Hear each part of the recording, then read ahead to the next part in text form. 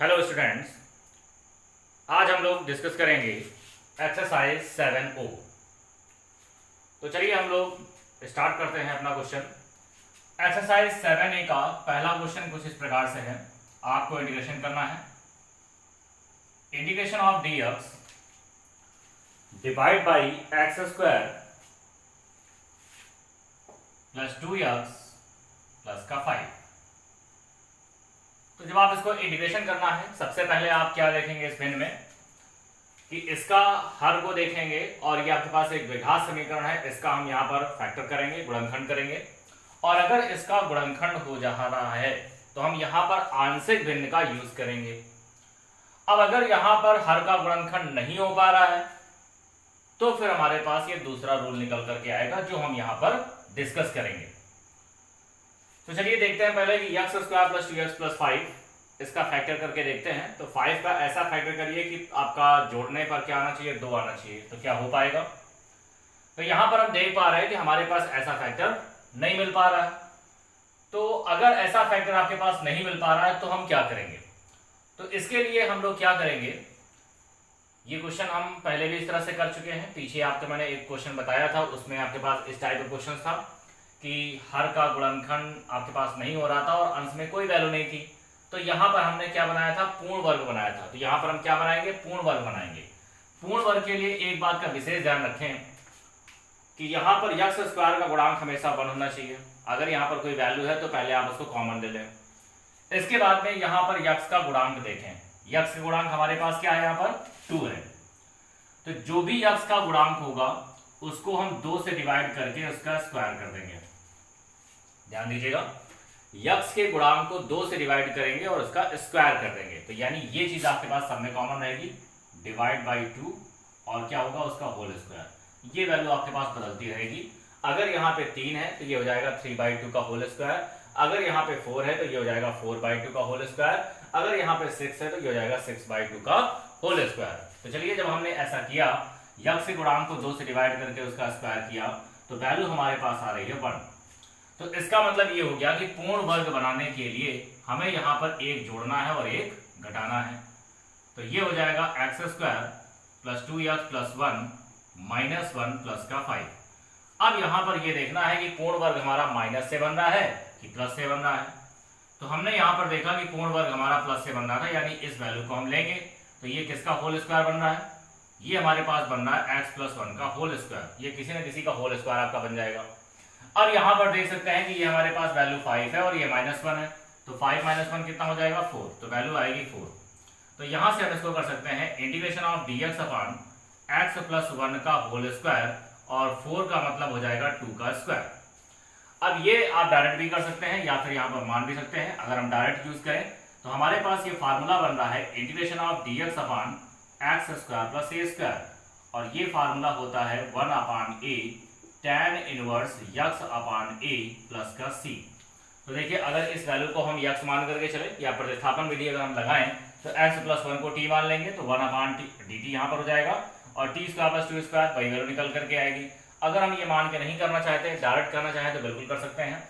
अगर हम कहें कि ये वैल्यू आपके पास यक्स है तो फार्मूला हो जाएगा 1 upon a tan inverse x upon a, और यक्स के गुणांक को हम यहाँ से डिवाइड करेंगे तो यक्स गुणांक 1 है, तो डिवाइड करेंगे 1 से तो वैल्यू आपके पास यही निकल करके आएगी। तो ये हमारे पास इसका आंसर हो गया। ओके, आगे हम डिस्कस करेंगे क्वेश्चन नंबर 2। देख लीजिए इसको।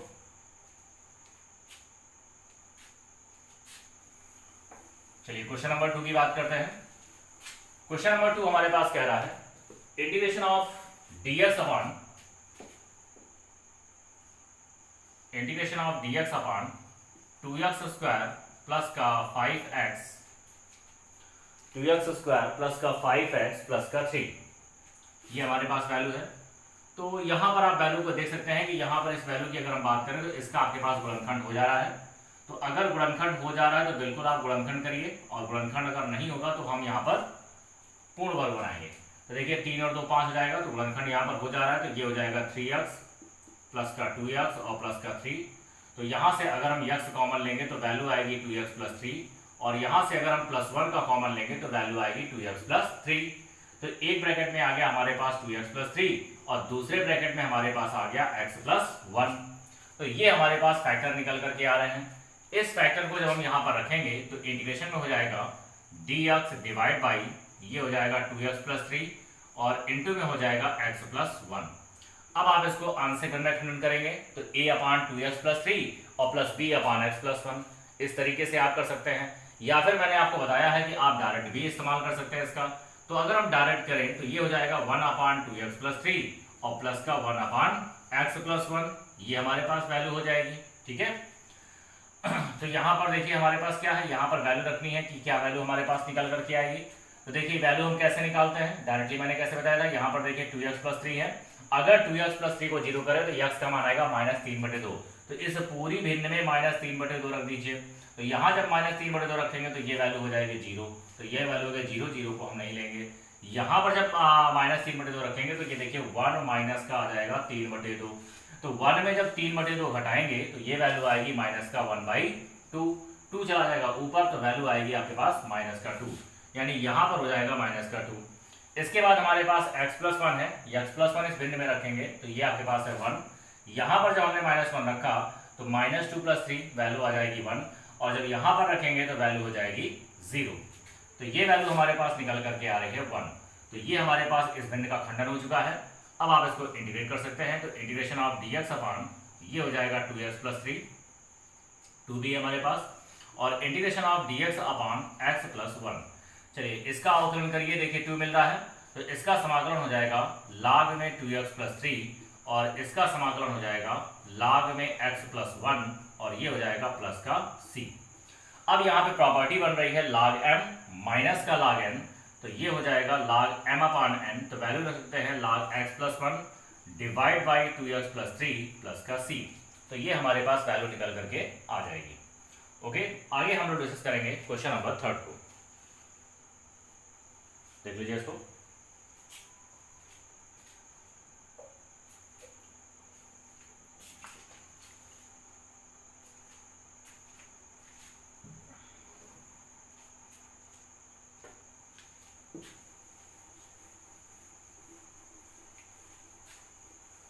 क्वेश्चन नंबर 3 दे रहा है integration of x square dx divide by integration of x square dx divide by 1 minus x की पावर 6, ये हमारे पास वैल्यू है। तो जब आप इसको इंटीग्रेट करेंगे तो देखिए हमारे पास x स्क्वायर है, x स्क्वायर कैसे मिलता है जब x क्यूब का अवकलन करेंगे। तो x की पावर 6 को हमने चेंज कर लिया, इसको लिखा हमने x क्यूब का होल स्क्वायर और यहाँ पर हमने क्या मान लिया, x क्यूब को t मान लिया। तो देखिए जब x क्यूब को t मानेंगे, डिफरेंशिएट करेंगे तो ये हो जाएगा 3x square dx is equal to dt। अब यहाँ पर जब वैल्यू पुट करेंगे तो हम क्या रखेंगे वैल्यू, x स्क्वायर dx बराबर dt अपान 3। तो यहाँ पर आप वैल्यू को पुट कर दीजिए तो ये हो जाएगा dt अपान 3 और ये हो जाएगा 1 माइनस का t स्क्वायर। तो यहाँ पर आप देख सकते हैं 1 अपान 3 को हमने बाहर कर लिया और ये हो जाएगा dt अपान 1 माइनस का t स्क्वायर। और यहाँ पर हमारे पास फार्मूला बन रहा है integration of dx upon a square minus का x स्क्वायर। तो फार्मूला होता है इसका 1 अपान 2a log में a plus x upon a minus का x प्लस का c। और देखिए a की जगह हमारे पास क्या है 1 है, तो अगर आप इस फार्मूले का यूज करें तो ये हो जाएगा 1 अपान 2 a की वैल्यू 1 और ये हो जाएगा log में 1 प्लस t अपान 1 माइनस t प्लस का c। अब यहाँ पर वैल्यू पुट करेंगे तो ये 1/6 हो गया और ये होगा log में 1 प्लस t का मान रखेंगे यहाँ पर तो 1 plus x cube divide by 1 minus x cube plus का c और ये हमारे पास आंसर हो गया। आगे हम डिस्कस करेंगे क्वेश्चन नंबर 4 को, जल्दी से देख लीजिए। क्वेश्चन नंबर 4 कह रहा है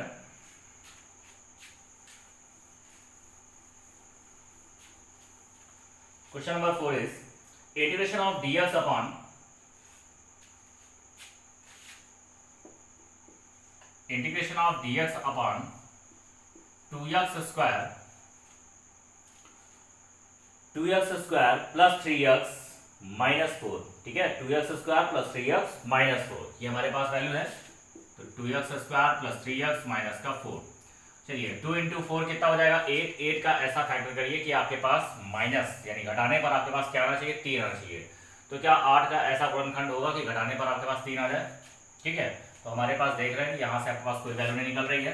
तो हम क्या कर रहे हैं इसमें, देखिए 2 को पहले बाहर निकाल रहे हैं। तो देखिए यहाँ पे 2 जब आपने कॉमन लिया तो 1/2 हो गया, और जब यहाँ से 2 हमारा कॉमन हो गया तो ये बचेगा x², यहाँ पर हो जाएगा 3/2x, और यहाँ पर हमारे पास हो जाएगा -2।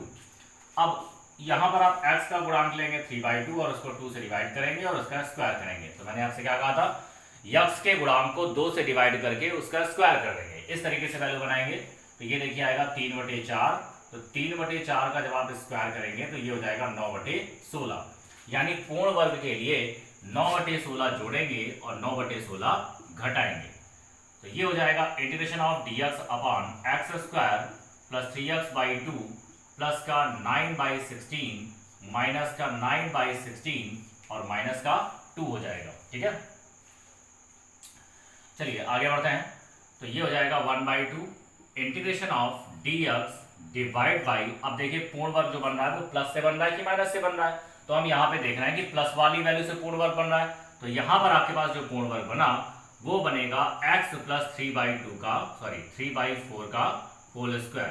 तो ये देखिए a² प्लस का b² और प्लस का 2ab करेंगे तो ये वैल्यू निकल करके आ जाएगी। अब यहाँ पर इस वैल्यू को देखें तो हमारे पास अगर हम माइनस का कॉमन ले लें तो 9/16 और प्लस का 2, तो एलसीएम कितना आएगा भाई 16 हो जाएगा। यहाँ पर कितना आएगा 9 और 16 गुना कितना हो गया आपके पास 32। ठीक है ना, तो 32 और 9 कितना हो गया आपके पास 9 2 11 और ये हो जाएगा 41/16। तो चलिए 41/16 का मतलब हो जाएगा अंडर रूट में, प्लस में क्या ले सकते हैं भाई अंडर रूट में, प्लस का क्या माइनस का आपके पास, तो माइनस का अंडर रूट 41/4 का होल स्क्वायर, ये हमारे पास वैल्यू निकल के आ गई। ठीक है, यहाँ पे देखिए माइनस कॉमन लिया तो ये वैल्यू निकल कर गई 41/16, और 41/16 को हमने लिख दिया अंडर रूट 41/4 का होल स्क्वायर। ऐसा हमने क्यों लिखा है, क्योंकि हमारे पास जो फार्मूला होता है वो होता है integration of dx upon x² minus a², और इसका फार्मूला होता है 1/2a log में x minus a upon x plus a plus का c। तो आप इस फार्मूले को अगर अप्लाई करें तो अगर इस वैल्यू को हम x मान करके चले, या फिर आप अगले स्टेप में आप कर सकते हैं x प्लस 3/4 को अगर t मान ले तो ये dt हो जाएगा, ये t² होगा माइनस का a² होगा। मतलब सवाल में कोई इफेक्ट नहीं पड़ रहा है, इसको आप डायरेक्ट कर सकते हैं। तो चलिए अगर इसको हम x मान करके चलें या कहेंगे t मान के चलें तो हमारे पास वैल्यू हो जाएगी 1/2a। a की वैल्यू कितनी है, a की वैल्यू हमारे पास है अंडर रूट 41/4। फिर इसके बाद में हो जाएगा log में x माइनस का a, तो ये देखिए x हो गया और माइनस का क्या हो गया a, तो under root 41/4 divide by x और प्लस a हो जाएगा। तो प्लस a करेंगे तो अंडर रूट 41/4 और प्लस का c, ये देखिए 4 ऊपर जाएगा, 2 गुणे 2 4 हो गया और ये आपके पास कैंसिल आउट हो जाएगा। तो यहाँ बचेगा 1/√41 हो गया, log में 4 एलसीएम लेंगे कैंसिल आउट हो जाएगा, और ये बचेगा 4x प्लस 3 माइनस का अंडर√41, और ये हमारे पास बचेगा 4x प्लस 3 प्लस का अंडर√41 और प्लस का c। तो ये हमारे पास इसका आंसर हो गया। आगे हम लोग नेक्स्ट क्वेश्चन को डिस्कस करेंगे, क्वेश्चन नंबर 5, इसको देख लीजिए।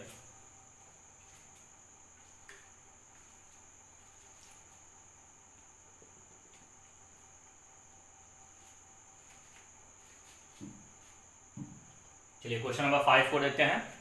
क्वेश्चन नंबर 5 हमारा कह रहा है इंटीग्रेशन ऑफ dx अपॉन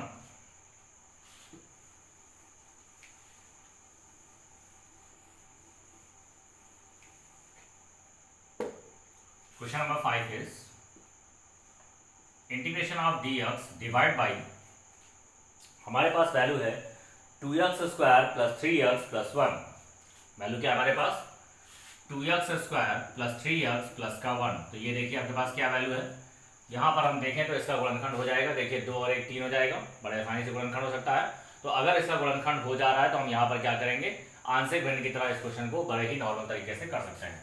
तो आपके पास ये होमवर्क है, आप इसको लगा लीजिएगा। ओके, आगे हम डिस्कस करेंगे क्वेश्चन नंबर 6, इसका फैक्टर हो जा रहा है, ध्यान रखिएगा।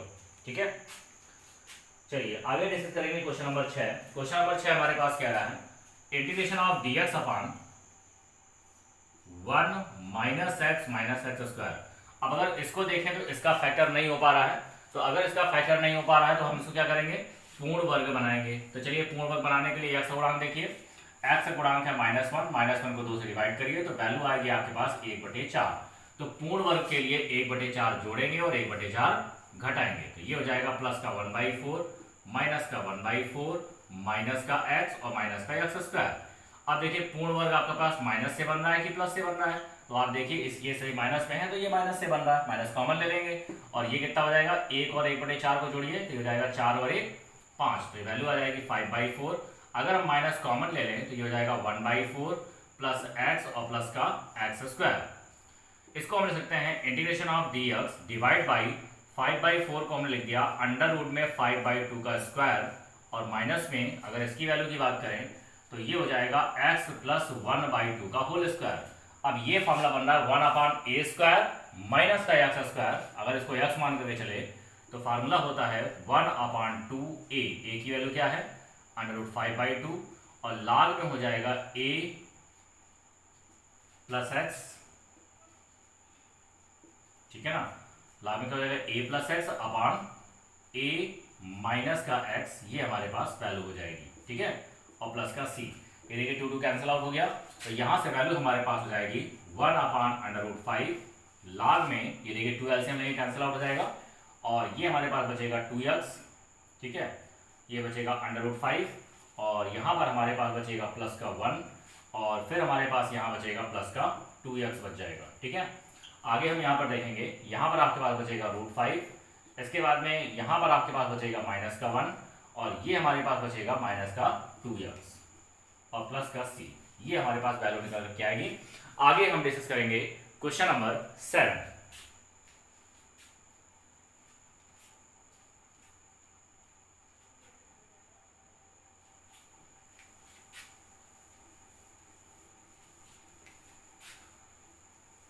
क्वेश्चन नंबर 7 हमारे पास कह रहा है integration of 3x 2 divide by integration of 3x 2 divide by क्या वैल्यू हमारे पास है, डिवाइड बाई 1 + 2x और प्लस का हमारे पास है 1 + 2x और प्लस का 3x स्क्वायर, 1 + 2x और प्लस का 3x स्क्वायर। तो ये हमारे पास वैल्यू है और इसको आपको क्या करना है, इसको आपको इंटीग्रेट करना है। तो आप ध्यान से देखें इस क्वेश्चन को। अगर हम इस क्वेश्चन को देखें तो यहाँ पर आपके पास जो अभी तक क्वेश्चन थे उस टाइप का ये क्वेश्चन नहीं है। आपके पास क्या है कि हर का गुणनखंड आपके पास था, ऊपर अंश में कोई वैल्यू नहीं थी और अगर गुणनखंड हो रहा है तो आंशिक भिन्न और गुणनखंड नहीं हो रहा है तो पूर्ण वर्ग बनाते हैं। अब अगर इस वैल्यू को ध्यान से देखें तो आपके पास ये 3 है तो 3 का ऐसा मल्टीप्लाई करिए, जोड़ने पर आपके पास 2 आना चाहिए, तो आपके पास ऐसा तो आएगा नहीं, इसका मतलब ऐसा गुणनखंड नहीं हो रहा है। अगर गुणनखंड नहीं हो रहा है, ऊपर कोई वैल्यू नहीं होती तो हम पूर्ण वर्ग बना लेते हैं। अब ऊपर हमारे पास वैल्यू है, तो अगर ऊपर हमारे पास वैल्यू है तो हम यहाँ पर इसका क्या करेंगे, इसका अवकलन ऊपर बनाएंगे, ठीक है ना। तो चलिए इसका अवकलन हो जाएगा 6x + 2।